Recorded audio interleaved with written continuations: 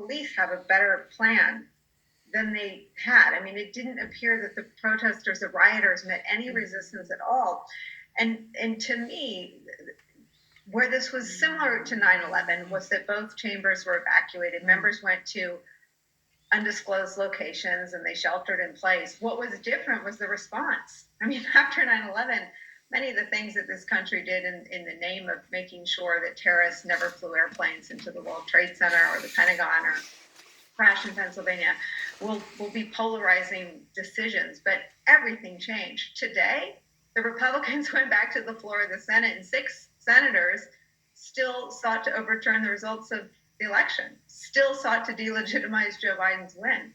So what's disturbing to me is more the ways that it was different from 9/11, that we didn't wake up from this sort of drunken stupor of disinformation and lies and smears that endanger, at this point, all of us. Yeah, there was a moment that I think was also very clear-eyed where, Mitt Romney took the floor and basically said, we have to tell these people the truth, because when we lie to them, they're very upset by reality.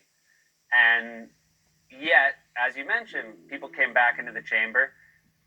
And, ostensibly this is about, hey, we want evidence. We can't move forward unless there's evidence. And yet, if you listen to some members of the House tonight, if you watch right-wing cable news, the speed at which they're saying this was actually Antifa. Now, obviously, that is a claim that cannot, this soon after what we saw, be made with any evidence. And so that, I think, is the most terrifying thing, is how quickly, as you point out, it went back to normal.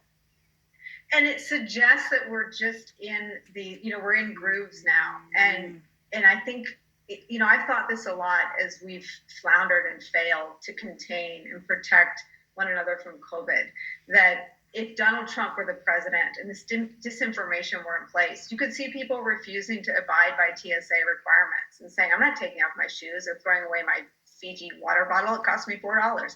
I mean, we are not the same country that we were on September 11th, 2001. We are not represented by the same kinds of leaders who, there is clearly, after today, there is nothing that jolts them out of their, and it's not partisanship. This isn't in the name of the Republican Party. This is in the name of a cult leader, Donald Trump.